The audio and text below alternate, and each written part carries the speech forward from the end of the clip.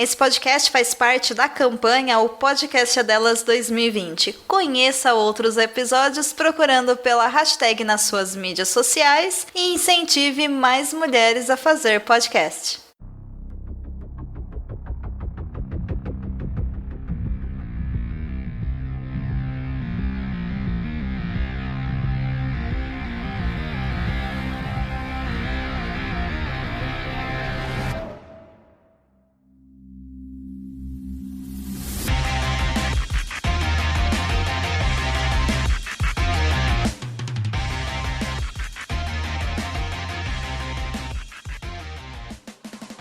E estamos de volta com o BBcast, seu podcast de automobilismo e outras nerdices. No episódio de hoje vamos falar sobre os reflexos da pandemia no automobilismo. E aqui comigo está a Débora Santos Almeida. Olá, amigos, sejam bem-vindos a mais este podcast. E bom, esse ano tá tudo cagado mesmo, então vamos ver o que vai acontecer por aí nesse resto de 2020. Exatamente, apesar de estarmos entrando no mês 4 do ano de 2020, as incertezas sobre o automobilismo mundial ainda prevalecem, né? Eu acho que só a Super Fórmula no Japão que ainda consegue fazer testes, mas vamos conversar um pouquinho sobre isso. E hoje o episódio é um pouco mais sobre o que eu, a Débora, o pessoal do Boletim do Paddock, está sentindo sobre o cenário do automobilismo mundial, sobre o que vai acontecer, algumas mudanças que devem ocorrer. Mas aquela coisa, como se tratam de escolha de terceiros que estão fora das nossas forças, fora dos nossos poderes de decisões, fica difícil a gente ter algo mais determinista.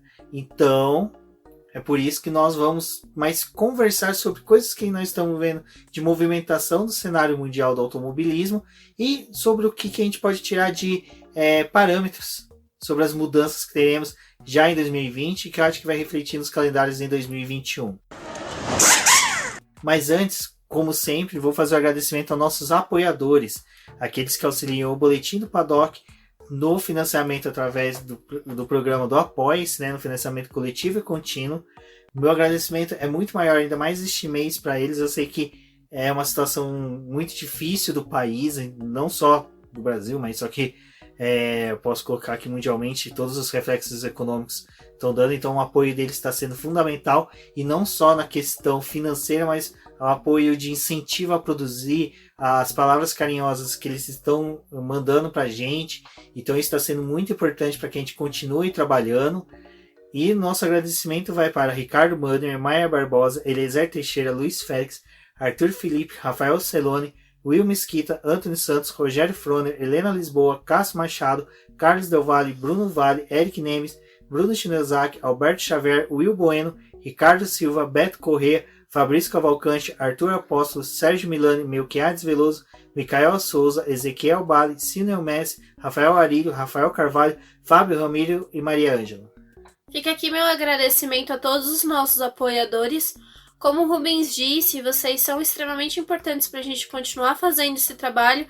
E além disso, como a gente sabe que está todo mundo passando por esses problemas, eu acredito que é difícil apoiar projetos, mas não só os nossos, mas o de outras pessoas também que estão tentando passar informação e auxiliando nesse momento. Eu acho que é importante a gente apoiar de alguma forma, não só com o lado financeiro, mas também com a forma de propagar informações verdadeiras para outras pessoas, compartilhar o conteúdo e o material que vocês gostam, porque apesar disso, outras pessoas podem chegar nesses projetos como no nosso, de outros amigos que também cuidam de automobilismo ou estão falando sobre ciências e afins, e que mais pra frente, quando as coisas voltarem ao normal, muito entre aspas aí, a gente tenha mais pessoas conseguindo acompanhar os conteúdos. O cenário atual, tanto questões econômicas como sociais, é de incerteza. Algo que está rondando, acho que todas as categorias de automobilismo, todas as modalidades esportivas, é incerteza. Principalmente porque são poucos os esportes que, mesmo individuais, você não tem contato com outras pessoas. Eu acho que desde o arco e flecha até esgrima, que mesmo pessoas elas têm contatos não tão próximos.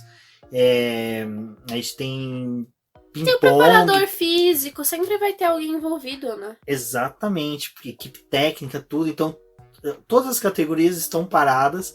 A gente está vendo uma mobilização muito grande dos atletas em gerar conteúdos em suas redes sociais. Quem segue atletas está vendo, sempre entra no Instagram, tá tendo toda hora uma live, eles estão postando no Stories. Aí eu acho muito legal isso. Eu não me incomodo com o excesso que isso está tendo, porque eu acho que para cada ídolo tem um fã e cada fã vai atrás do seu ídolo e depois pode ir atrás dos outros atletas também para saber. Mas aonde que eu quero chegar, Débora, é que o automobilismo vai ser um dos esportes que vai mudar com certeza. Porque eu acho que de todos os esportes que nós temos, eu acho que próximo a ele só o futebol pode ser dessa forma, mas aí a gente teria muito mais em campeonatos internacionais e muito mais dentro da Europa. O automobilismo, tirando Fórmula 1, eles, quer dizer, incluindo principalmente a Fórmula 1, eles são mundiais. Você tem um deslocamento de gente muito grande.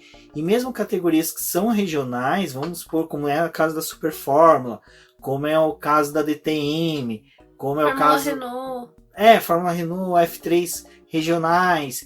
Nós temos atletas de vários países, profissionais de vários países, que vão se deslocar da onde está sendo realizada a etapa para os seus países de origem. Então, Débora, a gente vai ver uma mudança muito drástica no automobilismo, principalmente nessas questões. E como você está vendo essas questões, como a gente está analisando tudo isso, é que a Fórmula 1 e principalmente as categorias como o EC, que tem um envolvimento muito grande de pessoas de outras nacionalidades, Fórmula E, vão até a MotoGP, que não é uma categoria que nós somos tão familiarizados, mas a gente acompanha por cima, a gente sabe que vai ter uma mudança muito drástica em questão de material humano.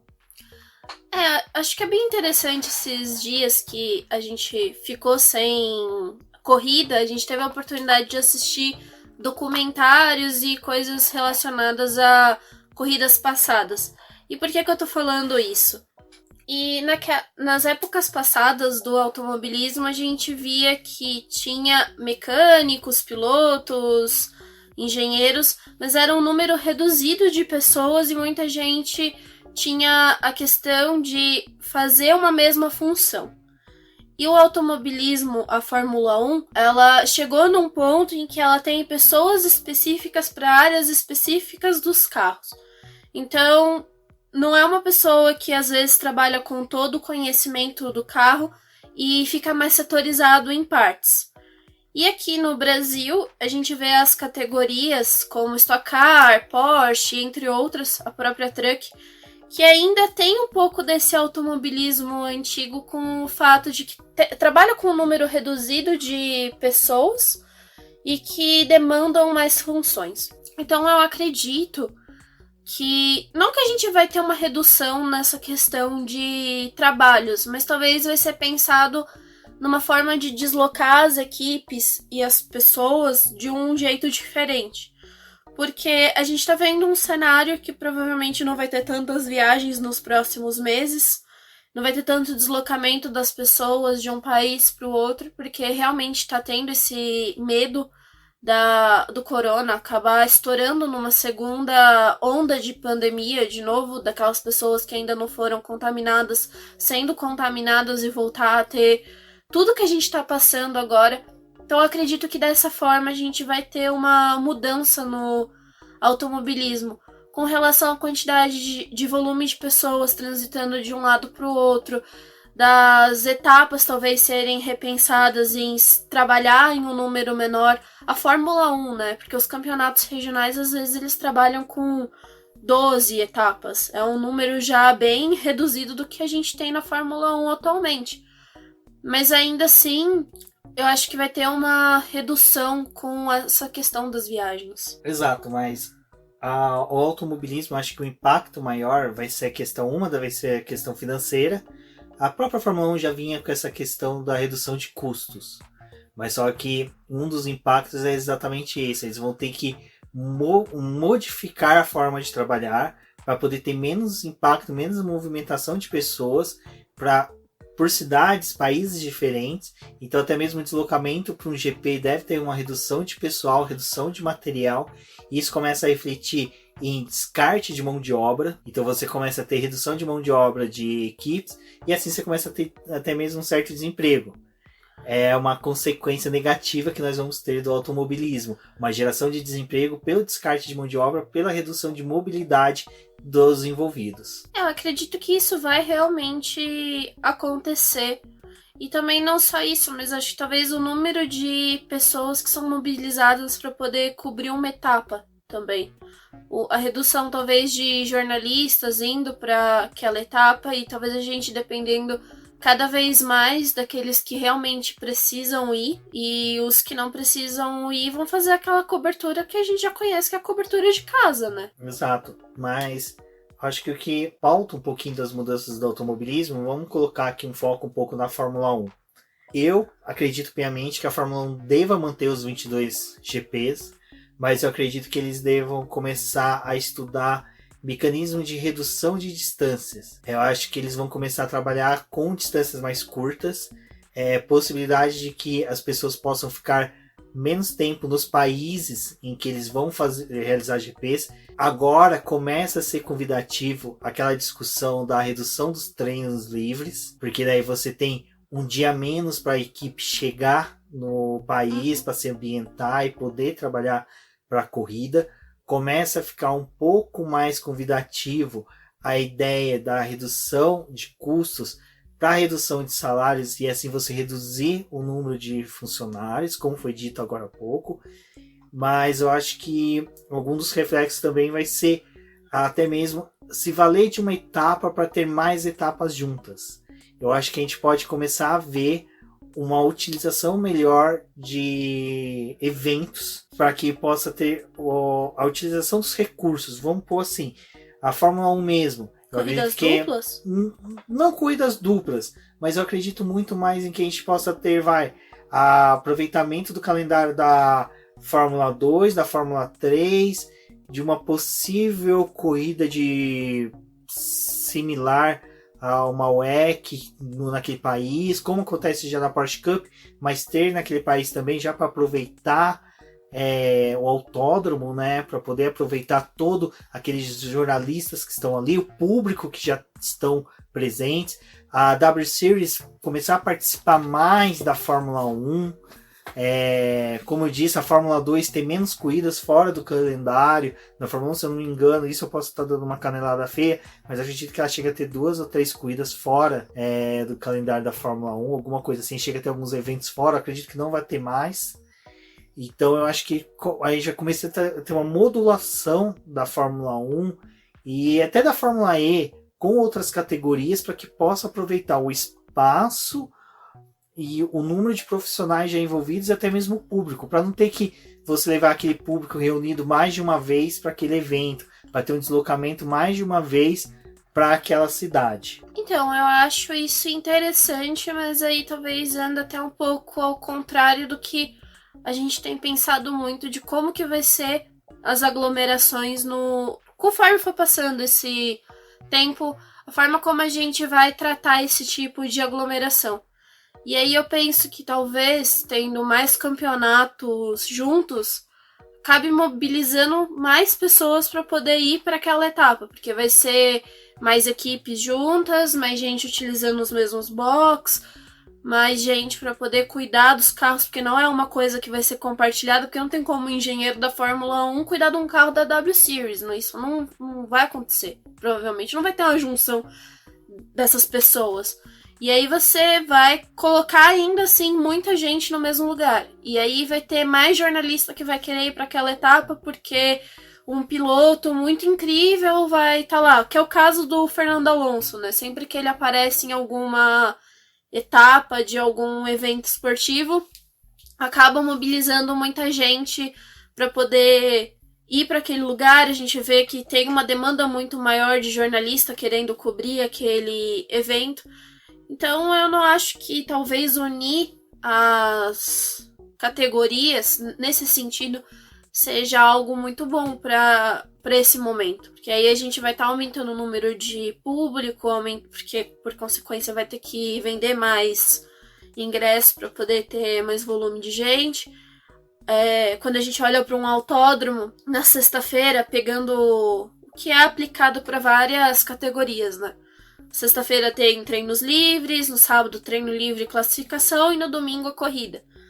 Na sexta-feira é um dia que a gente não vê os autódromos tão cheios. Mas aí, por conta de vários eventos que talvez teriam que se programar nesses 3 dias, porque não vai ter como ocupar todo aquele horário, talvez na sexta-feira também seria um dia lotado. Então, não penso que essa seja a melhor solução.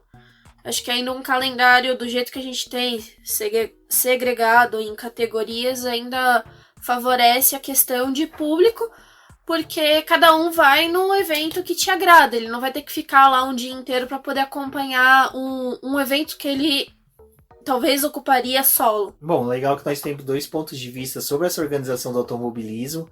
E é bem interessante porque a gente vai ter muito mais visando soluções econômicas, né? Para poder ter a manutenção das categorias. Eu não acredito que vá existir a extinção de categorias. A gente teve aí... A Fórmula 1, ela surgiu depois da Segunda Guerra Mundial, mas ela já vinha se organizando de uma forma meio que uniforme a partir da década de 30 ali. Aí teve a pausa para a Segunda Guerra Mundial. De campeonatos regionais. De campeonatos regionais e grandes prix que eram realizados pelo mundo, mas só que eles decidiram, olha, como eu ia dizendo, a Fórmula 1 ela veio, né? Eram realizados vários grandes prix pelo mundo, mas só que já nos últimos anos, ali 45, 46, 47, 48, finalmente 49, eles tiveram a unificação de quase todos esses Grand Prix, que eles decidiram, olha, a sequência de campeões vitoriosos, né, quem obtivesse as vitórias nesses grandes prêmios, ao final seria um campeão mundial, mas não existia ainda a Fórmula 1. Até interessante, só um spoiler, mas não vai atrapalhar em nada. Se você pega um dos áudios originais que é utilizado no documentário do Fangio, em uma corrida dele que ele já realizava em 49, eles já se referiam àquele campeonato que estava sendo realizado como Fórmula 1. E a gente já tem, né, Débora, muitos livros que a gente estuda, que a gente lê, em que nos anos anteriores, aqueles tipos de carro já eram ditos como Fórmula 1, mas não era um campeonato organizado, ele não tinha uma organização, ele não tinha um calendário próprio, regras próprias, pilotos e equipes já pré-definidos. Então ele só foi ter em 1950. Então é por isso que eu acho que a Fórmula 1 é uma que não tem chance de extinguir. Eu acho que outras categorias não vão ter. Categorias nacionais, eu acho pouco provável que sofram a extinção. A gente pode ter sim um abalo econômico muito forte, porque não está sendo realizado categorias, corridas, né? É algo que essas categorias ganham dinheiro. A gente pensa no cenário da Stock Car. Esse ano era o ano que eles estariam implementando 2 carros novos. A Toyota chegaria com o Corolla e a Chevrolet com o Cruze. Então já tinham equipes que estavam trabalhando com esses modelos de carro. Fora isso, eles já tinham mudado a estrutura do carro, que tinha deixado de ser bolha para poder ser um carro mais parecido com o carro de rua. E a categoria foi pegada de surpresa, porque ela estava no embalo de fazer o lançamento dos carros, testar e já começar a corrida, que esse último final de semana que passou já seria a primeira corrida em Goiânia, que era a abertura do campeonato. E a gente não chegou a ver isso. E, por outro lado, a gente tem a Fórmula 1, que ia implementar um carro novo no próximo ano. E já tinham regras estabelecidas para o campeonato de 2021, só que ela não foi tão pega de surpresa, porque ela teve um ano para poder reagir ao que ela ia colocar as equipes para poder fazer. Então, eles foram vendo que não ia ter como realizar algumas etapas. E que o pessoal já tinha gastado muito dinheiro com o carro, que apesar de ser uma evolução do carro de 2019 para o carro de 2020, ainda assim eles tiveram gastos. E a Fórmula 1 ela teve como, né, ter uma reação com tudo isso que está acontecendo. Em Stock Car, não. Ela foi pega completamente de surpresa. as equipes estavam naquela coisa de ir lançar os carros, algumas tinham divulgado layout, também divulgaram depois que a corrida de Goiânia foi suspensa, mas ainda assim ficou aquele clima de que a gente tem uma incerteza com relação a estoque, talvez, esse ano. E a gente tem a Porsche, que começou a correr, e ela fez a primeira corrida no final de semana que já estava sendo decretado e implementado a questão de afastar o público dos lugares, a quarentena. Estavam fazendo isso, tanto que foi uma etapa que os jornalistas não puderam ir e foi mais fechado, como as equipes já estavam lá, eles acabaram realizando a corrida. E por outro lado, a gente tem amigos que trabalham na Truck que não sabem o que vai acontecer, porque o calendário da Truck demorou muito tempo para poder sair. Ele ia acontecer depois da prova de Goiânia, da Stock Car, e ficou também meio abalado, né? Exato. Como você falou, as principais categorias do automobilismo nacional, elas tiveram cenários um pouco diferentes. A Stock Car a gente teve o calendário definido, a Porsche já tinha um calendário definido, já estava até com uma corrida acontecendo, mas a Copa Truck, ela nem sequer, né, vamos pôr assim, conseguiu finalizar os caminhões. Eu lembro que acompanhando as equipes nas redes sociais, mecânicos, chefes de equipes e pilotos, eles ainda estavam definindo layouts, eles estavam definindo isso tudo, tinha parou. Equipe fazendo, né, votação, as coisas para poder ver se mantinha um layout do ano passado, se fazia alguma alteração. Então teve vários questionamentos a respeito disso. Exato, e a gente tem até a Spirit Race, né, que começou com layout novo, tava vindo com investimento, então é isso que eu tô falando. Essas vão sofrer, mas eu acredito que não vão ser ao ponto de extinguir, porque eu tava vendo um alarmismo entre colegas que trabalham na área, de tipo, olha, categorias vão fechar, categorias vão sumir. Como eu disse, quando é bem organizado, quando se tem tudo afinado, eu acredito que não aconteça. Como a gente está acompanhando mais de perto essas categorias, e muito mais vendo os bastidores dela, a gente consegue apurar que realmente não está tendo esse alarmismo tanto quanto alguns estão apontando. Eu acho que sim, a gente deve sofrer uma consequência de, se conseguirmos ter um calendário este ano, seja realizado provas muito mais para poder ter um afinamento do carro, que nem a da Stock Car, faz algumas etapas para poder aprimorar ele para o calendário, para a temporada de 2021. Se a Fórmula 1 acontecer, também vai ser uma coisa um pouquinho mais buscando um afinamento dos carros, mas a Fórmula 1 tem aquela questão que um campeonato, para ser válido dela, tem que ter no mínimo 8 provas a ser realizadas, então é um pouco difícil de você ter uma perspectiva de 8 provas sendo realizadas, vai em 4 meses, que é a perspectiva de poder ter, a partir de agosto até dezembro, provas da Fórmula 1. É interessante que eles tomaram a medida de aquelas férias que eles têm de verão, trouxeram agora para o começo do ano, então as fábricas pararam em trabalhar com os carros, e isso é interessante porque a gente pode até puxar para o lado do que essas fábricas estão fazendo atualmente. Mas ainda assim, ter feito essa troca possibilitou que quem podia ficar na fábrica não realmente ficar, porque você estaria dando vantagem para uma equipe, por exemplo, uma Ferrari que precisou fechar por conta do que a Itália está sofrendo, não levar uma desvantagem porque ela não ia conseguir operar os carros, né? Tipo, fazer as atualizações e pensar em soluções aerodinâmicas.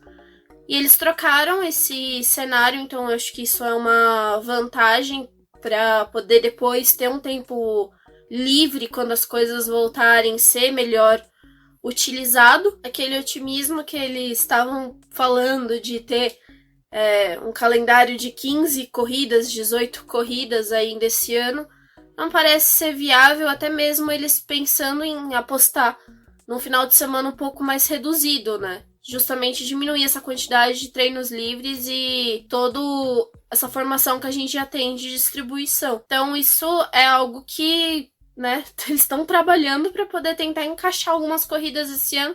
A gente está vendo que os países estão passando por problemas juntos, mas ainda assim cada um está num estágio diferente.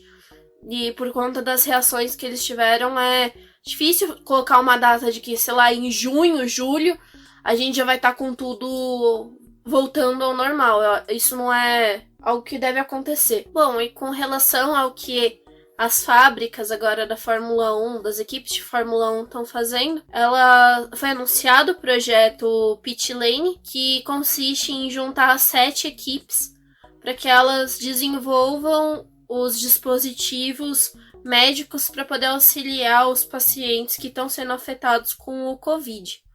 E isso é bem interessante, a gente já tinha falado um pouquinho disso no outro programa, da forma como as equipes de Fórmula 1 e antes as montadoras de carros acabavam sofrendo, que quando tinha um cenário de guerra elas tinham que mudar a produção deles para poder se adequar àquele momento.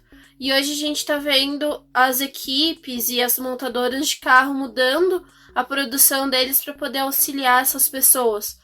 E fora isso, já teve a Ferrari que fez doação, as equipes estão se mobilizando para poder auxiliar o país e as pessoas que estão sendo afetadas. Então, é interessante a gente ver que a fábrica dos carros não está funcionando para os carros, mas está funcionando para o bem e está auxiliando as pessoas.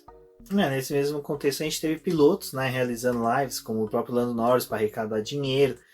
Outros pilotos tiveram iniciativas para poder arrecadar dinheiro, participar de lives com os pilotos, fazer inúmeras, como eu poderia dizer, iniciativas, utilizando novamente a palavra, para poder arrecadar e mobilizar as pessoas com a intenção de que elas fiquem em casa, até mesmo fazendo live de jogos, participando de conversa entre pilotos. A gente teve o Rubinho e o Alonso conversando pelo Instagram. Eram coisas que se eles fizessem antes, talvez não tivesse uma quantidade de gente assistindo.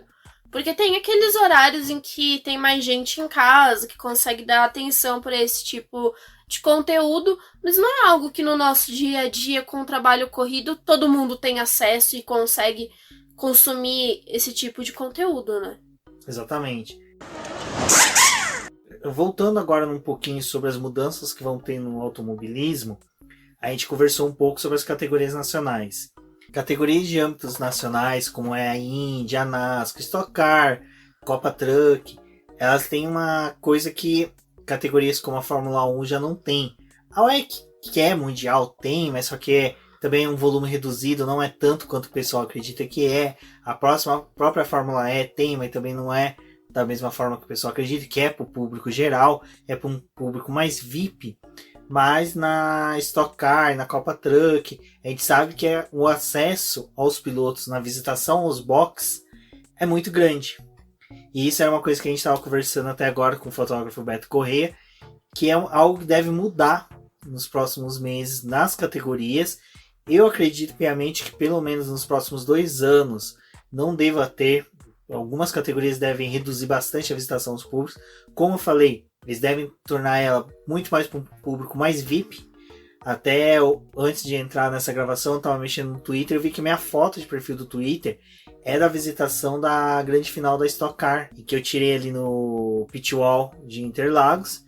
E é um mar de gente. Assim, você não consegue andar sem esbarrar em ninguém. É bem aquela sensação de perder de vista. Exato, é uma multidão muito grande. Você chega perto de box, como é do Rubinho Barrichello, da Bia Figueiredo, e aí se a gente for para a Copa Truck, nós temos do Jafone, da Débora Rodrigues, que é um volume muito grande de gente, uma aglomeração muito alta. E quando tem a prova de duplas, aí você leva isso num potencial muito maior, porque como tem piloto de fora e que aquela coisa você não tem tanto acesso a eles, quando eles estão aqui no Brasil, mobiliza muita gente para poder ir assistir a corrida, e também tem um grande volume de jornalista que também tá lá pela mesma razão, não consegue ter contato com esses caras e aproveita uma etapa dessa para poder conseguir uma entrevista, uma exclusiva, coisas do tipo. E isso é outra coisa que deve mudar, né? O número de credenciamento de jornalistas.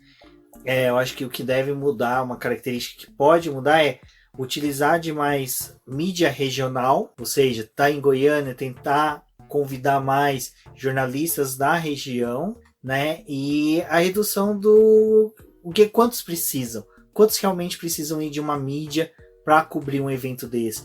Uma mídia que leva 3, 4, podem ser reduzidos para 2, 1. Alguns não vão conseguir fazer, ou ser reduzido para você vem para fazer a coletiva de pilotos, mas depois dali você tem que ir embora.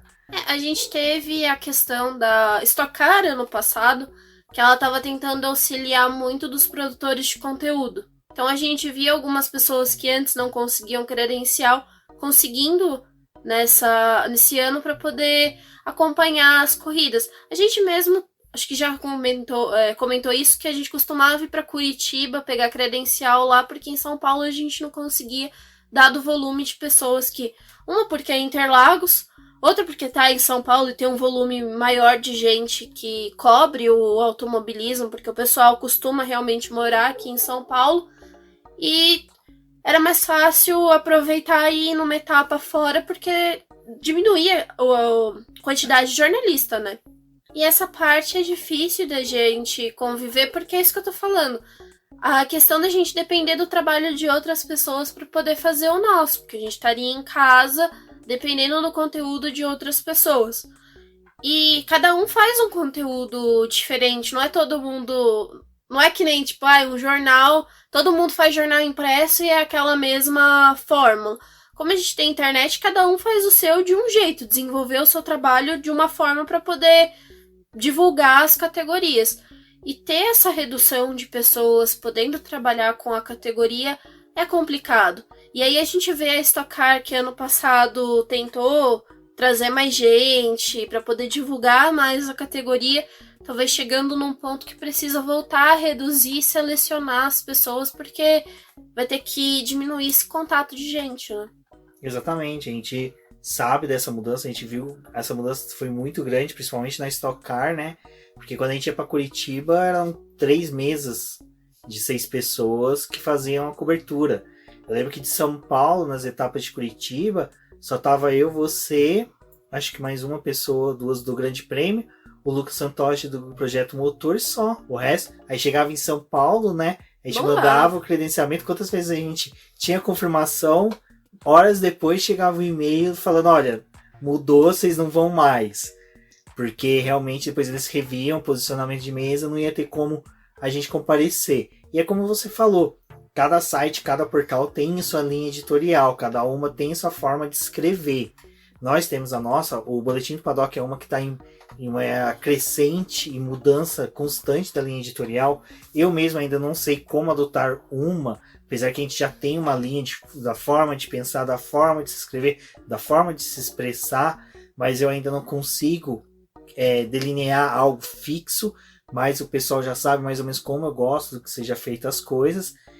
E quando a gente não comparece no evento, é difícil a gente produzir, porque a gente chega um release de um piloto, de uma equipe, a gente vê, olha e fala, putz, não tem como extrair muita coisa daqui, a gente tem que replicar praticamente o que foi dito, porque a gente pode correr o risco de colocar em passar contexto, uma ideia errada. Colocar em contexto errado, que é o que muito acontece.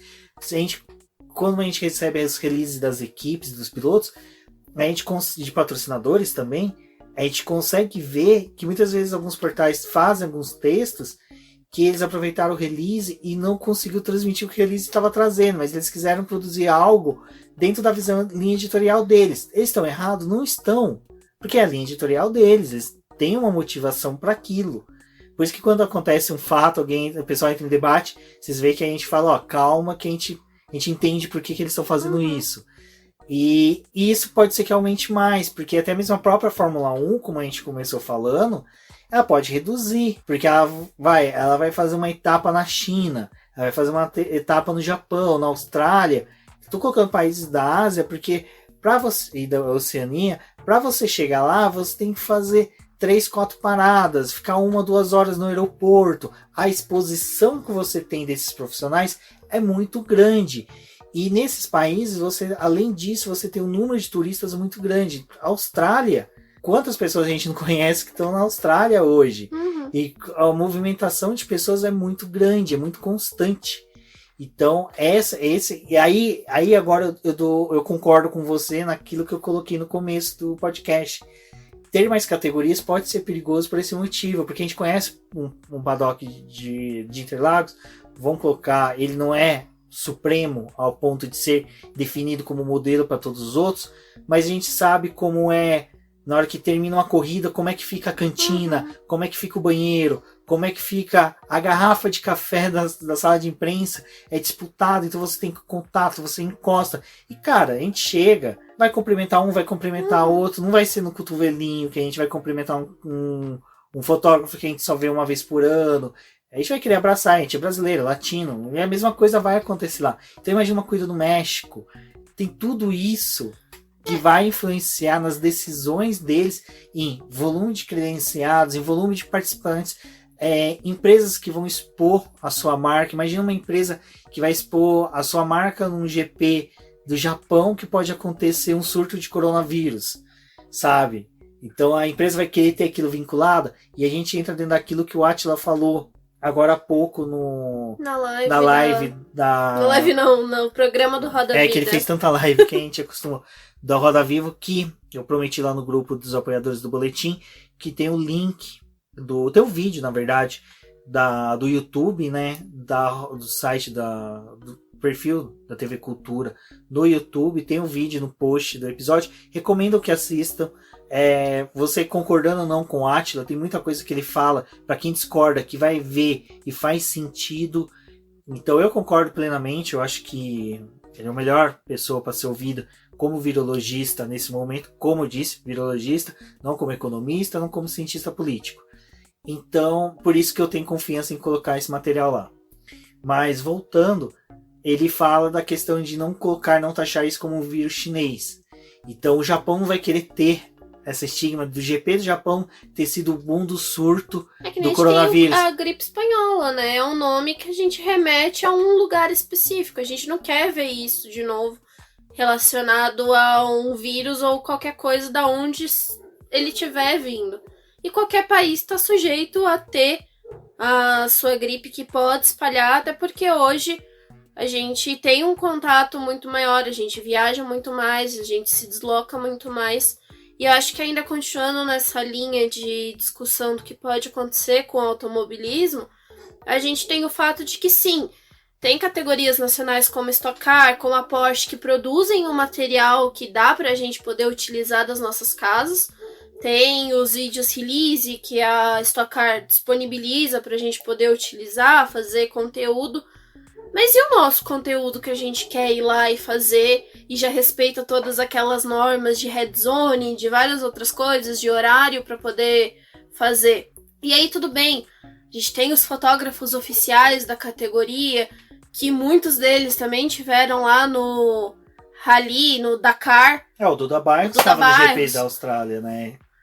Então tem todos esses caras, a gente tem fotos maravilhosas deles, mas aí a gente tem também o Beto, como a gente falou, a gente tem o Catelan, que foram lá, também fizeram fotos. A gente quer que esses fotógrafos continuem. Eu, por exemplo, quero continuar tirando foto, quero continuar indo nas etapas e fazendo o meu conteúdo.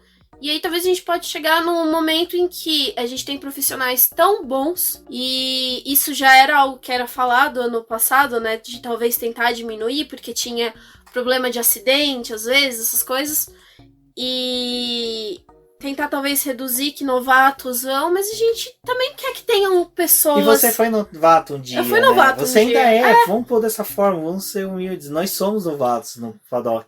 Eu mesmo, às vezes eu colo no Léo Marçom da revista Race para que eu veja como ele está trabalhando para aprender, porque eu não tenho formação de jornalista, mas uma coisa que desde criança foi um ensinamento do meu pai e da minha avó, dos mais velhos que eu tive contato, eles sempre ensinaram de ver os mais velhos trabalhando para poder aprender. A observação é fundamental no crescimento profissional. Eu, como operador do direito, eu posso falar, observando outros advogados, eu aprendi muito mais de muitas técnicas do que eu não aprendi na faculdade. E observando o Léo trabalhando, o Lucas Santoshi, Gabriel Lima, o Gavinelli, eu posso listar 300 jornalistas que eu aprendo olhando, mas só que e esse contato que a gente vai perder? E não é só nós, a gente sabe que até eles podem perder. Como a gente viu no GP do Brasil este ano, que a gente teve uma redução de jornalistas, que foi a pedido da FIA, e que isso pode ter refletido até no final da divulgação do que foi aquele GP maravilhoso, sabe? A gente teve uma redução de jornalistas, a gente teve a informação que o setor de imprensa lá estava A sala de imprensa estava vazia na parte que era de nacionais, né, brasileiros. Então a gente começa a ter um receio de produção de conteúdo, como é que vai ficar, produção independente, como é que ela vai ficar. E até mesmo entrando agora nessa questão, apoiadores, a gente tem essa perspectiva, vamos ter reduções, já teve na verdade, e já teve apoiadores reduzindo. Então assim, é ruim, é triste, a gente fica com receio de, é lógico, o boletim não vai acabar, mas só que eu vou ter que tirar um pluguinho ou outro, alguma coisa ou outro que auxilie na manutenção do site. E também acaba barrando um pouco da questão da produção mesmo. Assim, de qualquer forma, várias pessoas estão tendo bloqueio para poder continuar produzindo. A gente depende do automobilismo para poder produzir. Então, pensando numa categoria que vai ficar, sei lá, 4, 6 meses parada, não tem nem como os assessores ficarem gerando tanto conteúdo e não tem como a gente ficar inventando muita coisa. E, sei lá, falar de coisas históricas, poxa, é bacana. Mas tem aquele pico de consumo, que agora acho que tá tendo esse pico de consumo, que as pessoas querem se livrar de tudo que elas deixaram vários anos parados. Tipo, livro que ficou pra poder ler, documentário que ficou pra poder assistir e não viu, filme, essas coisas. Mas eu acho que depois vai chegar um momento que as pessoas mesmo vão estar tão saturadas de informação, mas não aquela informação com relação à doença em si. Porque eu acho que isso a gente já tá bem alimentado do que tá acontecendo e do cenário próximo, mas de coisas que ela consumiu que também vai ficar difícil da gente tentar, muito entre aspas, empurrar um conteúdo para essas pessoas, porque elas vão querer fazer outras coisas. Elas vão querer viver a bolha delas de outra forma. Bom, de um lado a gente tem, né, o projeto Pit Lane, que está encabeçado pela Mercedes, tem participação de outras equipes, como a própria McLaren na produção, né, de respiradores, equipamentos, não só respiradores, mas outros utensílios que podem auxiliar nos hospitais e também no tratamento de pessoas com a doença. Mas só que ao mesmo tempo a gente tem uma notícia, né, Débora, que assim, a gente não sabia se ria, se chorava, se tentava esgoelar a pessoa, que era realmente Marco falando, né, que queria que os pilotos fossem contaminados com Covid-19 para que eles já ficassem imunes e ficassem prontos, né, para quando voltasse o calendário, não ficasse com receio, né, de participar das etapas. É engraçado que a gente tem uma discussão hoje exatamente sobre isso, sobre imunizar as pessoas, forçando elas a terem contato com a doença, mas só que as pessoas esquecem que o corpo humano, principalmente de atletas, a gente não sabe como vai ser a resposta a essa questão, porque eles estão sempre tão saudáveis, tão dentro de uma situação linear da sua saúde, que quando acontece uma doença, a gente não sabe como pode acontecer. Vídeo o que aconteceu com Lewis Hamilton no GP da Alemanha. Um resfriado, um gripe, um mal-estar prejudicou o final de semana dele inteirinho. E isso eu nunca, não me recordo, desde que o Lewis Hamilton chegou na Fórmula 1, de um caso dele. Então você vê, como eu disse, do histórico dele dentro da Fórmula 1, eu não me recordo. E você tem uma vez que ele ficou doente e desandou. Por mais que ele tenha sido um super-humano de ter feito tudo aquilo no GP da Alemanha, a gente não sabe como vai ser, né, uma possível contaminação de piloto, o que pode acontecer, o que pode desencadear do corpo humano dele. O Helmut Marko falar isso já vai contra tudo que a gente está aplicando com relação a tentar evitar que as pessoas peguem, mas que se elas pegarem, consiga ter uma forma de ser atendida e poder utilizar o hospital e passar por todos os procedimentos. Quando a gente fala que a letalidade dos idosos é muito alta, a gente exclui os mais jovens, porque parece que os jovens não morrem, eles também morrem, eles também têm complicações graves com relação ao Covid. Tem o fato de que já se sabe que essa gripe, que as pessoas adoram ficar intitulando como gripe, mas na verdade seria mais parecida com uma pneumonia, acaba prejudicando os pulmões, e algo que mesmo a pessoa voltando, passando esse período de que ela teve a reação do vírus, ela ainda assim fica com umas sequelas que demoram para poder sumir. A gente sabe que cada corpo é um corpo, então cada um vai reagir de uma forma. E a gente tem 20 pilotos no grid que, se fossem colocados a essa exposição à doença, cada um ia reagir de uma forma. E tem o fato de que, por ser atleta, ele precisa ter o seu corpo, né, de forma plena ali. E se a gente tem uma redução na capacidade do pulmão, aí você pensa, né, esses caras, eles lidam com variações de temperatura grande. Eles lidam com... Eles pegam as épocas do ano nesses países que é o verão. Então precisa ter uma capacidade para poder respirar adequada, ter todas as suas funções. Quem correu de kart aí sabe que você coloca um capacete, sua respiração já fica mais dificultada, porque tá tudo vedado ali. Outros caras também. Então, imagina você ter que ficar buscando o ar num pulmão que tá danificado. Isso não é fácil. Isso que você comentou de respiração. O Nico Rosberg falou que em 2016, para vencer o Lewis Hamilton, teve que mudar a forma que ele respirava, porque ele sentia falta de ar dentro do capacete. Tinha motivos que ele não respirava, ele não inspirava o ar quando fazia a curva, então ele segurava, prendia para não perder, mas só que, assim, ele mesmo falava, ele sentia falta de ar dentro do capacete durante a curva. Então você tem essas consequências que podem ser pior. Então quando você tem uma pessoa que é um formador de opinião, é uma pessoa importante dentro do automobilismo, é o cara que tem a foice de ceivar pilotos da Red Bull. Eu acho que ele é muito mais do que o Christian Horner. Então, quando você vê uma pessoa dessa falando e com propriedade, enquanto que você vê toda a categoria, enquanto que toda a categoria está em silêncio, vamos pôr toda a categoria de modo que ela não está se opondo ao Covid-19, está toda trabalhando, porque quando você está em silêncio, você está concordando com as medidas que estão sendo tomadas de saúde.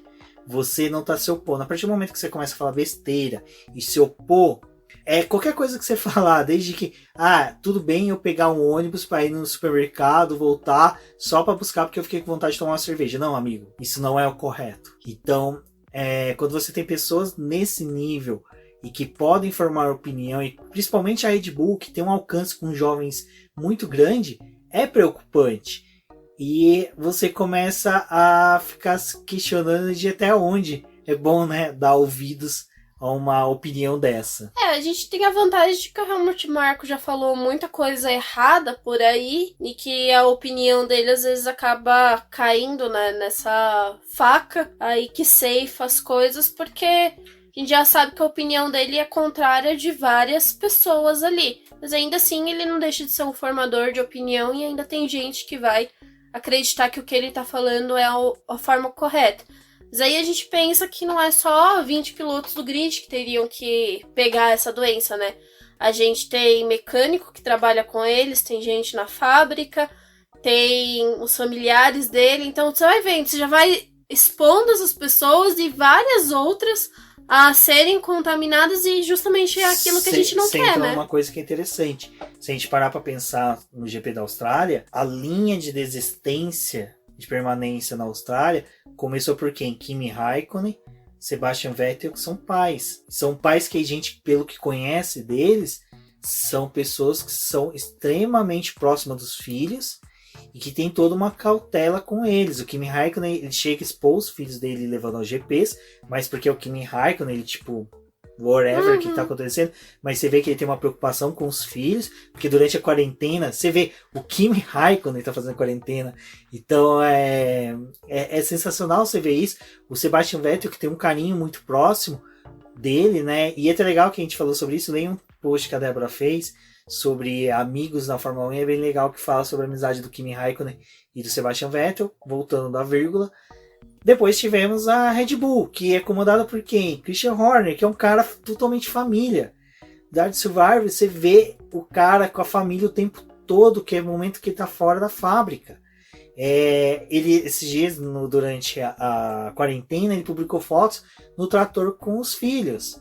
Então, cara, você começa a perceber que quando as decisões partem de pessoas que têm o que perder nessa questão do Covid-19, da contaminação e da doença, você começa a parar para pensar, bom, se pessoas que têm o que perder estão com medo, estão tomando atitudes de precaução, porque eu, Zé, ninguém da roça do mato, vou fazer alguma coisa contra isso. Tipo, nadar contra a maré, tipo...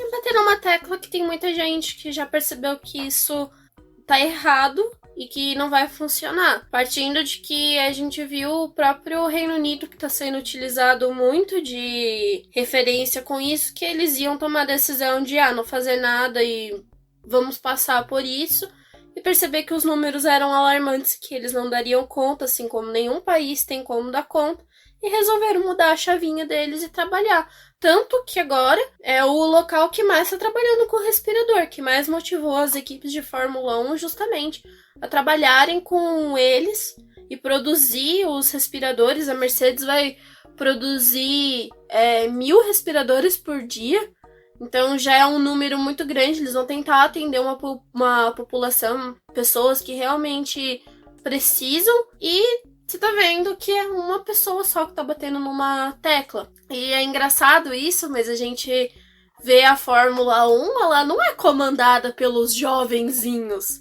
São pessoas que têm uma idade maior, que, né, demandariam um pouco mais de cuidado mesmo. E é até interessante que a gente teve esses tempos a declaração do Bernie Ecclestone falando que já tinha cancelado a temporada, né? Então, você vê... Aí o pessoal fala, pô, mas o Bernie Ecclestone tá falando isso porque ele tá fora. Não sei. O cara, às vezes, por estar lá colhendo café aqui no interior de São Paulo, ele tá tendo uma perspectiva realmente alarmista de que, olha, a coisa é séria. E só para vocês não se preocuparem, o Boletim Paddock não vai ficar toda hora fazendo podcast sobre isso, é que a gente viu muita discussão sobre isso, sobre o cenário do automobilismo. Vocês podem ver que isso foi muito mais opinião minha e da Débora, e muito mais colhido do que está sendo discutido pelos jornalistas, por assessores de imprensa, por pilotos, por quem a gente tem contato durante os dias, quem a gente está conversando sobre automobilismo, principalmente no nacional, porque a gente não, realmente, ninguém sabe, ninguém consegue afirmar o que vai ser a Fórmula 1 daqui a uns anos. Daqui a uns anos que eu falo, 2021, 2022, ninguém consegue afirmar de nenhuma categoria porque ninguém está se posicionando firmemente. Porque há contratos para se discutir, então se alguém falar, o GP da Austrália foi decidido muito tarde, muito cedo. Olha, se a pessoa teve acesso a contratos que envolvem aquilo, eu acredito que ela vai ter propriedade de assunto para poder falar sobre isso. Se não teve, tá chovendo no molhado, ela tá fazendo um chute. E aqui não foi chute, a gente tentou falar sobre a nossa opinião sobre o que a gente acha do cenário do automobilismo no futuro. E isso eu quero saber de vocês, ouvintes. O que vocês acham que vai ser o cenário do automobilismo nos próximos anos? Fórmula 1, Stock Car, Fórmula E, MotoGP também podem trazer, pessoal que acompanha a MotoGP, tragam pra gente a visão que vocês estão tendo da categoria, para que a gente possa discutir e aprimorar. E foi o que eu falei no podcast passado. A discussão sobre o assunto é importante. A gente levar a discussão dessa para nossas casas, para a internet, é importantíssimo, porque a gente consegue enriquecer a discussão, ter pontos de vista diferentes e assim chegar a soluções mais práticas e rápidas. Então eu convido a todos, né, por favor, participem de qualquer discussão que vocês vejam, não sejam extremistas, sejam racionais. E também não sejam omissos, né, o que está acontecendo também. Acho que vale ter um posicionamento e tentar entender a visão do outro, mas se informar com relação a isso. Acho que outra coisinha só para poder fechar esse programa é com relação aos campeonatos regionais que a gente tem aqui no Brasil e até mesmo fora, é que, com exceção à Fórmula 1, que a gente vê que é muito fechado, que os pilotos competem só ali dentro do que já está pré-estabelecido por eles, a gente tem piloto da Fórmula E que vem para Stock Car fazer uma corrida ou outra, a gente tem piloto da Stock que vai para fora para poder fazer participação de campeonato. E quando a gente, desculpa só cortando, quando a gente fala piloto, mas entenda o que é piloto, assessor de imprensa, fotógrafo, esposa, às vezes filho, às vezes pai, porque eles levam. A gente tem uma movimentação muito grande. Eu calculo de cada piloto que saia, eles possam levar até mais ou menos 4, 5 pessoas juntas. E chegando lá, elas vão ter... Aí você entra naquele cálculo que o Attila fez, mostrou, que de cada uma pessoa ela contamina de 2 a 3. Então 5 pessoas, você vai ter 15 pessoas contaminadas. De 15 pessoas, 45. E assim você vai multiplicando exponencialmente até chegar de volta para a China a contaminação, devolver para ela. A gente sabe que provavelmente pode ter uma segunda onda, principalmente que depois que a gente achar que os casos estão diminuindo, vai ter aquele relaxamento das pessoas de o pior já passou.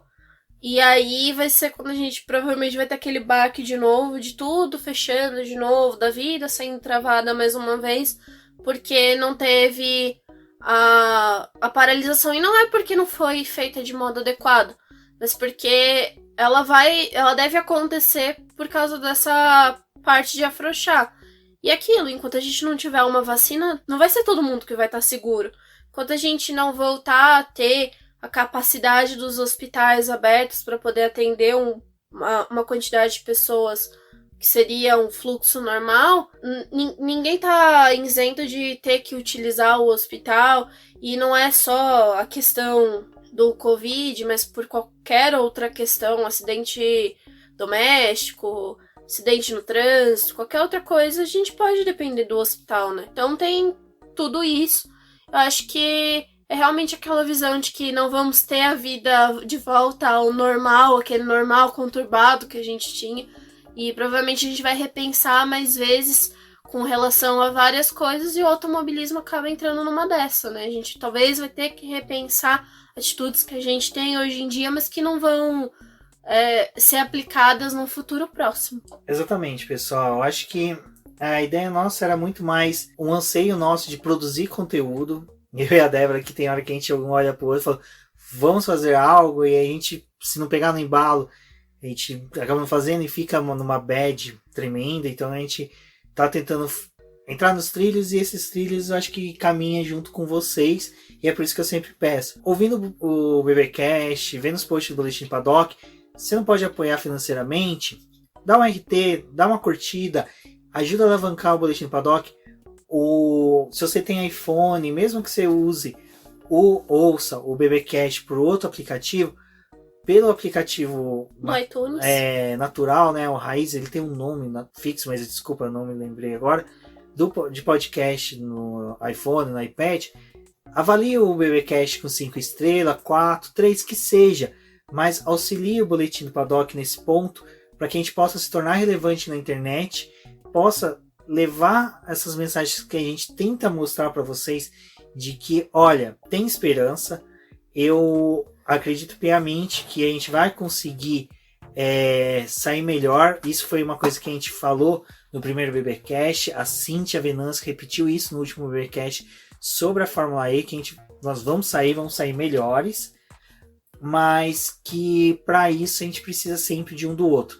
É aquela hora que as distâncias têm que ser encurtadas através da solidariedade, da amizade e do companheirismo. E é por isso, ouve o BBcast, compartilha, avalie nos agregadores, convide amigos a ouvir. Você sabe que alguém gosta de automobilismo, nerdice. Prometemos que nos próximos BBcasts vamos trabalhar e falar sobre automobilismo. Acredito que esse seja o último podcast sobre o Covid nessa fase. O próximo acredito que seja já falando aí do como será o automobilismo pós-coronavírus. Eu sou o Rubens GP Neto. Um forte abraço a todos e até a próxima. Bom, como o Rubens disse, compartilhe o nosso podcast, os nossos textos com seus amigos e com o pessoal que gosta de automobilismo, para a gente alcançar mais pessoas. No Twitter a gente tá como @diznoboletimq, e Facebook e Instagram é Boletim do Paddock. Acompanhe a gente nas nossas redes sociais. Eu sou a Débora Almeida, no Twitter eu sou a The Flowers, e até a próxima.